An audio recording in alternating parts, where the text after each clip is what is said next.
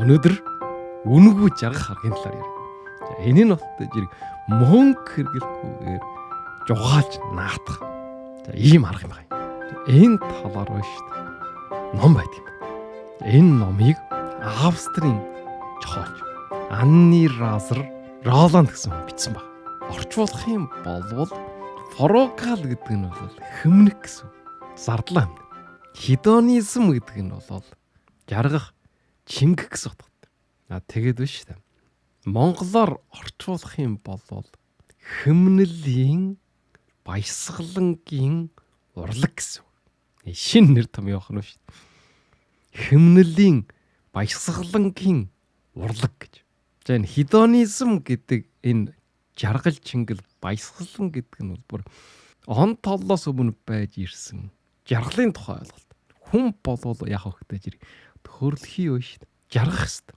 Бид нарын амьдралын зорилт болвол жаргахын төлөө. За ийм гүн ухаан ёс суртахууны урсгалууд байна. Тэрүүгээр бие авч явдаг хүмүүс олон байж байгаа. Хүн бол төрснөө хөвдөг шүү дээ. Жаргаж явах хэрэгтэй.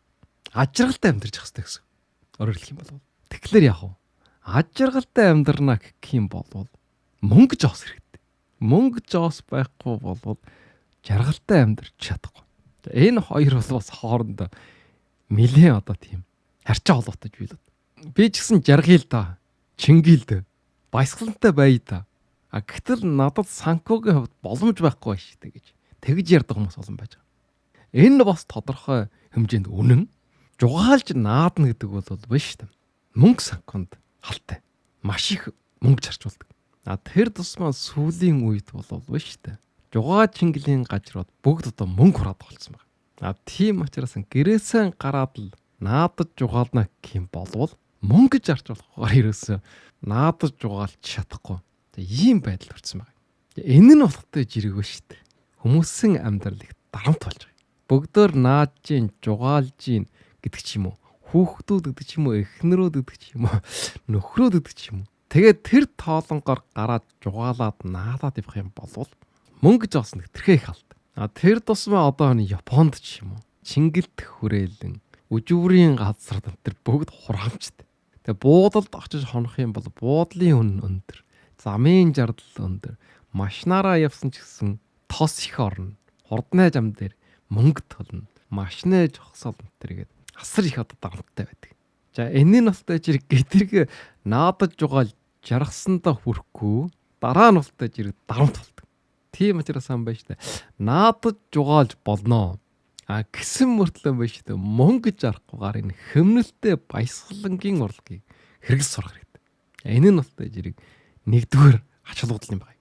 Тэр тусмаа сүүлийн жилүүдэд бол биш та дайн тулаан янз бүрийн өвчин тахал энэ бүх зүйлээс шалтгаалаад юм үнд орж байгаа. Хүмүүсийн амьдрал хүндрэлтэй байж байгаа. Энд хоолдолд бол биш тэ бүр илүү биш тэ. Энэ хөмнөлтэй баясгалангийн урлаг хэрэгтэй байна. Урлаг гэж хэлж ихсэн суралцах хэрэгтэй гэсэн. Энэ урлагийг эзэмшээд авчих юм бол насан турш хэрэгтэй. Өөрдөө суулгаад авчих гэж байна. Төрж байгаа юм биш. Бид нар мөнгө цаасаар жодоод жугаалахаар явж байна гэдэг нь бол төрж урын гэсэн. Мөнгөтэй болвол чингэлт хүрээлэнд ордог ч юм уу. Янз бүрийн үжүүр үждэг ч юм уу. Наадам тоглоомын газар ордог ч юм уу. Том хэмжээний аялал жугаалгыг хийдэг ч юм. Үгүй байж болно. Гэтэл биш дээ. Мөнгө байхгүй л яах. Өөрийгөө жугаачулж, баярлуулж чадах юм болчих. Тийм учраас хэрвээ энэ урлагийг эзэмшээд авчих юм бол ямар ч нөхцөл байдалд өөрийгөө жугаалуулж ад жаргалтай байж чадна. Насан турш. Тэгэхээр энэ номон дээр бол мөнгө байхгүй ч гэсэн бага хэмжээний мөнгөтэй ч гэсэн жаргаж болох, баясгалантай амьдрах тэр аргуудыг заасан байна. Энэ нь болтой зэрэг гайхамшигтай. Мөнгө жоос өрн таран хийхгүйгээр жаргаж болох, наадаж жугаалж болох тийм зүйлүүд олон байдаг юм байна. Энийг болтой зэрэг энэ номыг уншиж ойлгосон. Ингээд биш үү? Аннигийн ном дээр бичсэн. Тэгээд бас бусад ном жохолууд дээр ярьсан. Энэ бүх зүйлийг хураангуйлж үзээд нийт 18 арга байдаг юм байна гэж ойлгосон. 18 аргынх нь 9 нь бол гэр дотроо хийж болно. 9 нь бол гэрийн гадна хийж болох. За ингээд эхлээд гэрээсээ гараад үнэгүй жугаалж наадаж болох. 9 жил ялий. За энэнийх нь нэгдүгээр нь болтой зэрэг алхах, явган аялал. Ямар ч мөнгө зосч аргагүй. Гэр бүлөөрөө ч юм уу хамт олноороо явган аялал гэж бол. Эсвэл өдөр тусам тогтмол алхаж явах. За энэ үед бол санаа сэтгэл сайжирна, байгалийн сайхныг мэдэрнэ. Ямар ч мөнгө зосч арч болохгүй. Хоёрдугаар нь бол ундаг дугуй. Ундаг дугуйгаар жугаалж болно. Тэгвэл эрүүл мэндэд сайн. Тэгээд явган аялалтайгаа харьцуулах юм бол бас арай холын жанд явдгийг. Өдрийнхөө хэрэглэх хоол унснаж билээ ч гэсэн дугайн дээр хачдгийг. Ийм учраас юм байна шүү дээ. Дугайгаар аялдаг хүмүүсүүд олон байдаг. Бас ажил гэр хоёр ойрхон зайд болвол ер нь дугаан унах нь их чухал. Энэ нь болохоор замын төгжрлөөс зайлсхийж чадна, байгаль орчиндоо мөнгө санхунд арвтай эрүүл мэндэд тустай. За 3 нь болтой жирэг машинаар аялах, золоо барих. За машинтай хүмүүс бол шүү дээ машин бариад явна гэдэг чинь бас нэг төрлийн одоо зугааж ингээл. Тэгээд мөнгө жоос зарчуулахгүйгээр жугаалаад ирэх. За ийм газруудыг сонгож болно. Ийм газар бол асар олон байж байгаа. За 4 нь болвол шүү дээ. Найз нөхдөд уулчих. Энэ бас мөнгө зарчуулахгүй. Уулзаад чай кофе уугаад суудах юм уу? Гэр орон хооронд зочилдох юм уу? Найз нөхдөд уулзна гэдэг нь биш шүү дээ. Дотн харилцаа үүснэ. Илүү хүнийг ажралтай болгоно. Тийм учраас юм байна шүү дээ. Хамгийн сайн мөнгө чаас зарчуулахгүй хэмнэлтэй, баясгалантай байх зүйл нь юу вэ гэдэг зэрэг найз нөхдөд садан төрөлтэйг уулзах, зочлох, гэр орондоо уурах. Энэ юм байна. Тэгээд бол бас энэ номон дээр бичсэн зүйл юу гэдэг хөдөө орон нутгадаа харих гэсэн. Манайхныхаар бол хөдөөнөө харих. Аав ээж ах トゥ садантайгаа уулзах. Энэ бол мөнгө чаас зарчуулахгүй жугаалах. Хамгийн сайн сонгодог. За саяын ярьсан одоо хотод бол дугаа хонж болно. Гэтэл хөдөө бол морд тэмээ унах.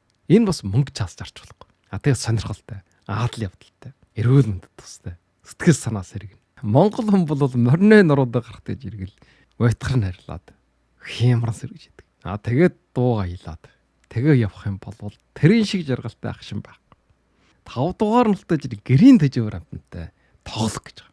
Жишээлбэл нохоогоон сэлхүүлдэг ч юм уу. Муур төжөдөг, мууртайгаа тоглоно гэдэг ч юм уу. Манай монголчуудын хувьд бол мал дээр байх юм бол уйтгар сэрэг.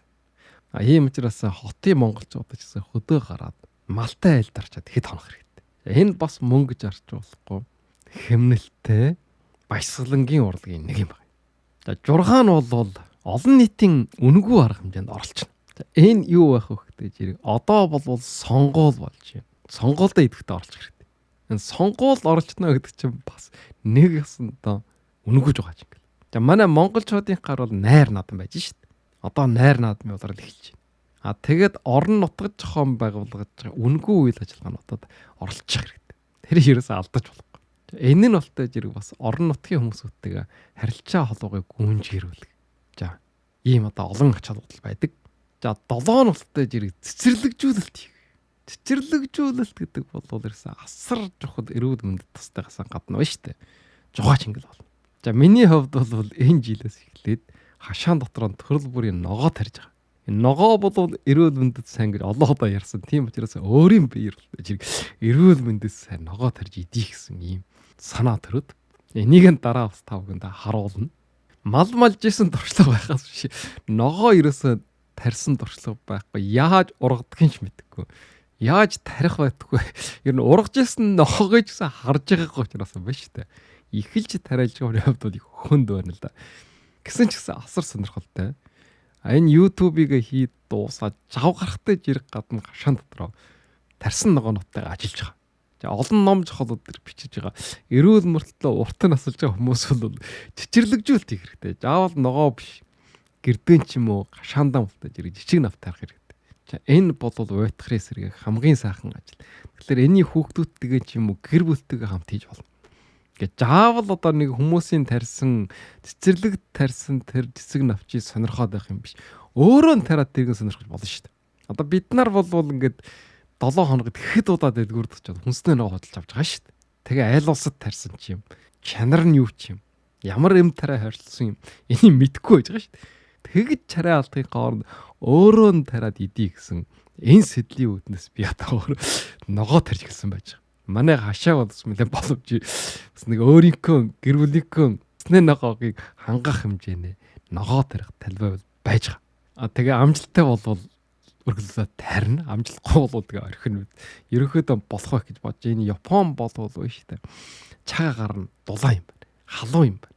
Өвөлжингуу тариалж байна. За 8 нь бол кемпинг хийх.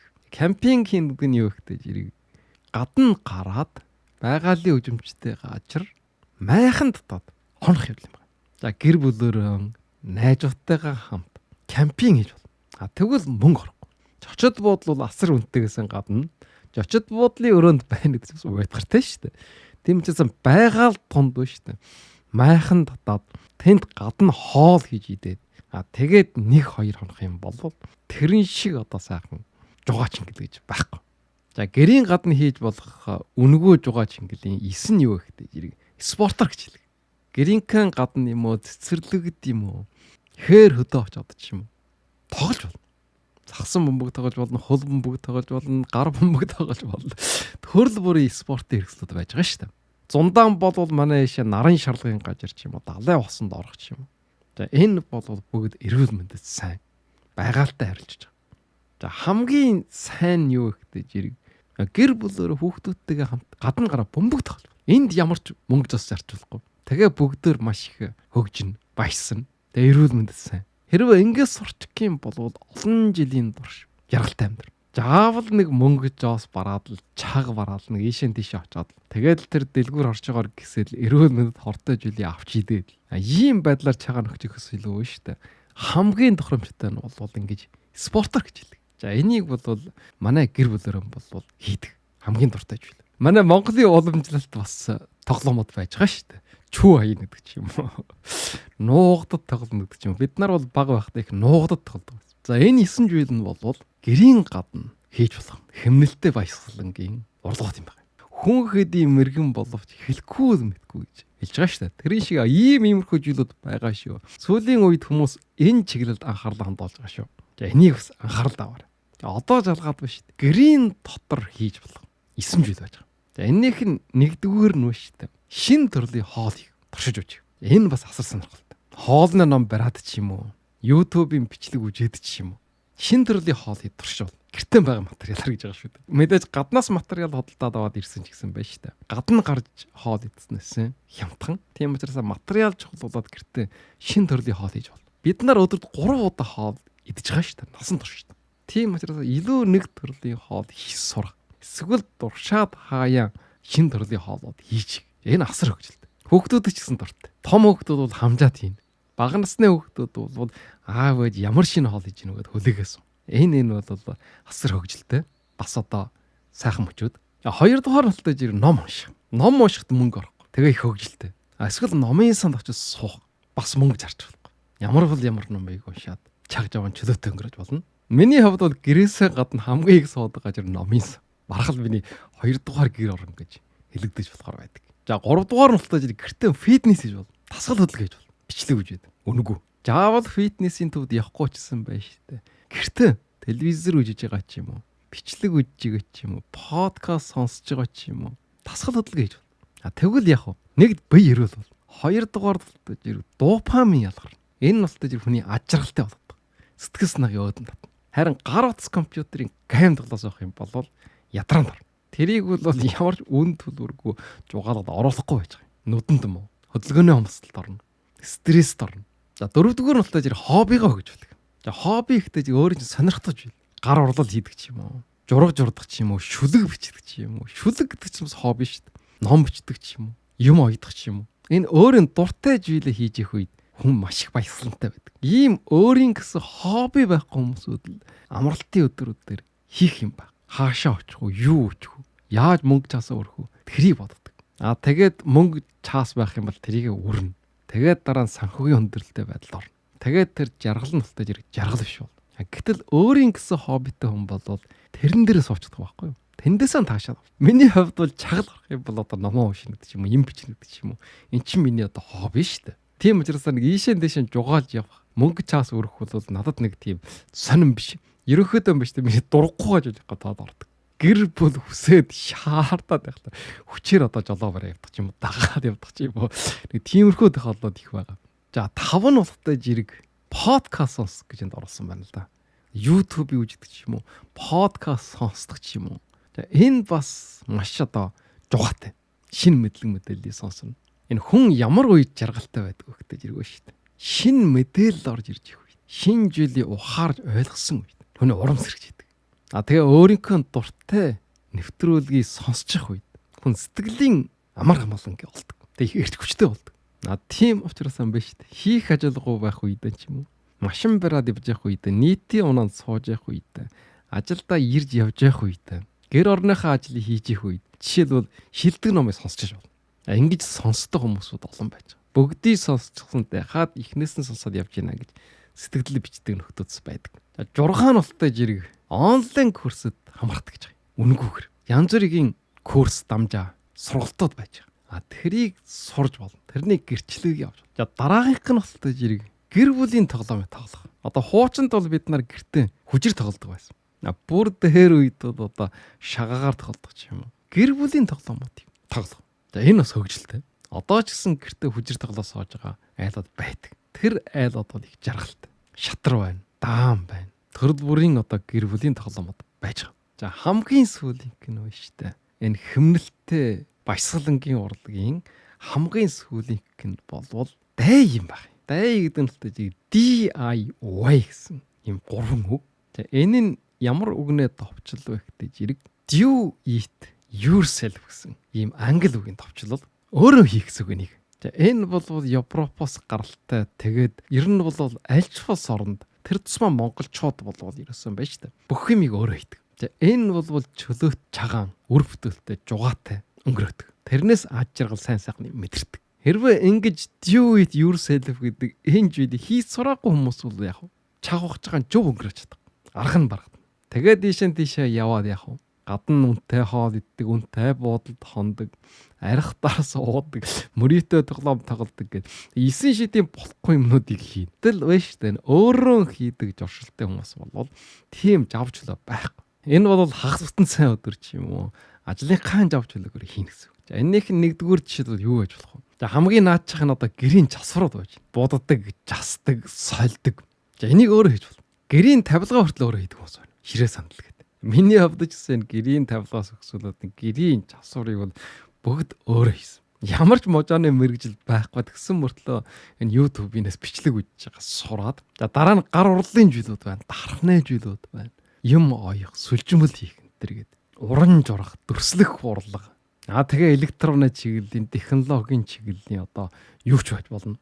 Компьютер хүртэл ухсрах гээд. За миний хувьд ч гэсэн компьютер ухсрахаас өксүүлээд энэ YouTube-ийн техник өнтрүүдийг бүгдийг одоо өөрөө хийж байгаа шүү дээ. Хийх нь ухсрахын ухсарна, авахын авна. Тэгээд энэ YouTube-ийн өрөөгийн хүртэл одоо тусгай өрөө бэлдээд тохичуулаад. Тэгээд хувцас часах, оёх, хоол хүнсээ боловсруулах, ногоод аршуулах энэ төр гээд энэ бүгд одоо өөрөө хийх. За чахалгаан сан техник, машин жасвар. За энэ бүх зүйлийг болтой жирэг do it yourself гэж байгаа. Энэ болвол чөлөөт жагаан, баясгалантай өнгөрөх, үр бүтээлтэй өнгөрөх, жугаа чингэл болохоос гадна биш шүү дээ. Мөнгө санхүүцээр ийм ч байна. Өнөөдрийн ярсны дүгний. За өнөөдөр Анни Роландын бичсэн The Art of Forged Hedonism гэдэг номыг ярьлаа. За энэ монголоор орчуулах юм бол хэмнэлийн баясгалангийн урлаг. Өөрөөр хэлэх юм бол мөнгө чаас зарчуулахгүйгээр жугаалах. За энэ арга техникийн талаар бичсэн ном юм байна. За энэнийх нь үндслэл юу гэхтэй жирэг. Жинхэнэ аж жаргал баясгалан болвол мөнгө чаас үрхгүй хэмнэлтэйгээр яргаж чадах юм. Энэ нь болов шүү дээ. Минимализмаас бас өөр юм байна. Минимализм болвол хэмнэх ёстой. Товч тодорхой. Хамгийн наачахын эдл хэрэгсэлтэй. Хэрэглэгээний жилтэй байх. Энэ болвол тийм асуудал биш. Энэ болвол жаргаж чингэнэ гэдгийг бол нэгдүгээр тавьж байгаа. Хүний амьдралын жарлага бол жаргаж чингэх хэвээр наадад жугаалах хэвээр. Энийг нэгдүгээр байр тавьж байгаа. Тэгсэн мөртлөө юм байна шүү дээ. Мөнгө жоос хэрэглэхгүйгээр, үнэнгүйгээр, бага жардалтайгаар яаж жаргаж болох вэ гэдэг. Энэ хоёрыг хослуулж чадсан нь хамгийн сайн ховлор гэж. Хамгийн сэтгэл хангалуун амьдрал гэж байгаа юм. Бид нар бол сэтгэл хангалуун амьдрахын төлөө байж байгаа. Энэ нь гол журлал. Сэтгэл хангалуун амьдрна гэдэг нь бас жаргал чингэл хөөнө гэдгсэн бас өөр юм байна. Жаргаж чингүүг бас жаргаж чингэн гэсэн мөртөө бас хэмнэлттэй байна гэдэг нь бол хүний сэтгэл хангалуун байдалд байлгана гэсэн. Тийм учраас байна шүү дээ. Ааны хэлж байгаа юм. Ад жаргалын нууч нь байна шүү дээ. Илүү их байгаад юм биш. Байгаа жилээсэн таашаал авч чадчих нүггүй байна гэдэг. Энэ нь болтой ад жаргалын нууч. Тэгээд бас ад жаргалын баслан нууч нь юу гэхтэй жирэг. Мөнгө жоос өрн тараа хийхтэй юм биш. Бүтөөлч сэтгэлгээгээ бий болгох. Хүн бол төрсний хувьд шүү дээ. Хийнэ бүтөөнөө тэрнийхээ амтыг мэдэрнэ гэдэг нь болтой жирэг. Илүү ад жаргал. Тийм учраас өөрийн гэсэн хоббитэй байх. Do it yourself гэж өөрөө хийдэг байх. Тэгээд бэлэн буудалд очиж хоноод бэлэн хоол идэх биш. Өөрөө гэр орондоо шинэ хоол хийх. Гадна гараад майхан татаад кемпинг жохон байв. Гэх мэтэр өөрөө бүтөөж тэндээс таашаал. Энэ нь илүү ад жаргалтай. Телевизээр гар утсаар спортын тэмцээн тоглоомыг үжиж суух биш. Өөрөө гараад тоглох. Энэ нь илүү эрүүл мэндэд тустай. Илүү таашаал яв. Туршлага бол жинхэнэ тансаг байдал гэдэг нь шүү дээ. Үрлэгэн хийхтэй юм биш. Мөнгөтэй баян учраас мөнгө жоосон чачаад өрн таран хийгээд явж байгаа. За энэ тансаг байдал нь бол жинхэнэ тансаг байдал биш. Харин өдөр тусмын энгийн зүйлээс таашаал авч чадаж байгаа. Тэр баяр баясгалан болов жинхэнэ тансаг байдал бөгөөд насан турш олон жил үргэлжлэнэ. За ийм учраас энэ дээр бичсэн 18 жилийг заавал хэрэгжүүлээрэй. За тэр нь юу байсан бэ гэдэг чинь гадар нь 9 жил байна. Явган аялал хийх, жугаалж алхах, ундаг дугаа унах, морьтмэгээр аялах, машинаар ойр жуурын үнэгүй аялал жугааллын газруудаар явах. Найз нөхөд садан төрлөлтөйг уулчих, гэртээ урих, чочлох, гэрийн тэжээвэр амтантай тоглох, мал морьтой харилцах, хөдөө явах, олон нийтийн арга хэмжээ, орон нутгийн үнэгүй үйл ажиллагаанд оролцох. Өөрөөр хэлэх юм бол найр наадам. Тэгээ хөдөө очиж хонох, кемпинг жохон байв. Чичирлэгжүүлэлт хийх, жимс ногоо тарих. Гэх мэт. Тэгээд спортоор гэж хэлэх. Гэр бүлэрээ, найз нөхдөөрөө бөмбөг тоглох. Жум бол усан сэлэх. Нарын шарлагын газар яв. Гэх мэтэр. Мөнгө чаас зарцуулахгүй жугаалж шингэж чадах. За тэр бүх зүйлүүд хэлж байгаа юм. За гэр дотор хийж болох 9 зүйл ярьсан. Хоол хийх, шин төрөл, ном унших, подкаст сонсох, гэр дотроо гимнастик хийх, биеийн тамирын дасгал хөдөлгөөн хийх, булчингаа хөгжүүлэх, йога, фитнес хийх, дараа нь өөрийнхөө хоббиг хөгжүүлэх, дуртай зүйлээ хийх, хүжир, шатар гэдэг гэр бүлийн тоглоомод. За хамгийн сүүлд нь жирэг өөрөө хийх гэж. Энэ юу ихтэй жирэг do it yourself гэж. Бүх зүйлийг одоо өөрөө хийдэг. Гэрийн засвараас өгсүүлээд. За энэ бол ус чагж аваа жугаатай өнгөр. Тэгээ хэмнэлттэй, үр бүтээлтэй. Тэрнээс нь таашаал авдаг. За манай монголчуудын хувьд бол ерөөсөн бүх зүйлийг өөрөө хийж ирсэн. Гэтэл энэ Японд биш хүмүүс бол ерөөсөн бүх зүйлийг өөрөө хийдэг юм байна. Дандаа одоо тусгай мэрэгжлийн хүмүүс танддаг. Үйлчилгээ авдаг. Ядаж ундаг дугаа өвдөрсөн ч гэсэн часварын газар очиж часуулдаг. Хүмүүс хоцсууран газар олон жил байхлаар ингэж дориотоод юу гэж гэсэн өөрөө хийж чадах болчдөг юм байна гэж тэгж бодож ирсэн. Тэгэхээр юм биш үү? Ямар ч байсан биш үү? Мөнгө чаас зарцуулахгүйгээр өөрийгөө гэр бүл найз нөхдөд жугаалуулж, жаргуулж, баясгалантай байлгаж чадах юм бол өнөөдрийн ярьсан энэ номын агуулгатай нийлж ийнэ гэсэн. Тэрний өгтөж зэрэг нь форгал хедонизм. Форгал хедонизм нь юу гэхтэй зэрэг хэмнэлттэй баясгалангийн урлаг. За өнөөдрөөс эхлээд бүгдөө хэмнэлттэй баясгалангийн урлагт суралцъя. Энэ байдлаар өөрийн бие гэр орно авч явж байгаа. Та бүгд бас ямар хэмнэлттэй баясгалангийн арга хэрэглэдэг юм бэ? Энийгээ сэтгэлдээр яваад бичээрэй. За анхаарал тавьсан та бүхэнд маш их баярлалаа.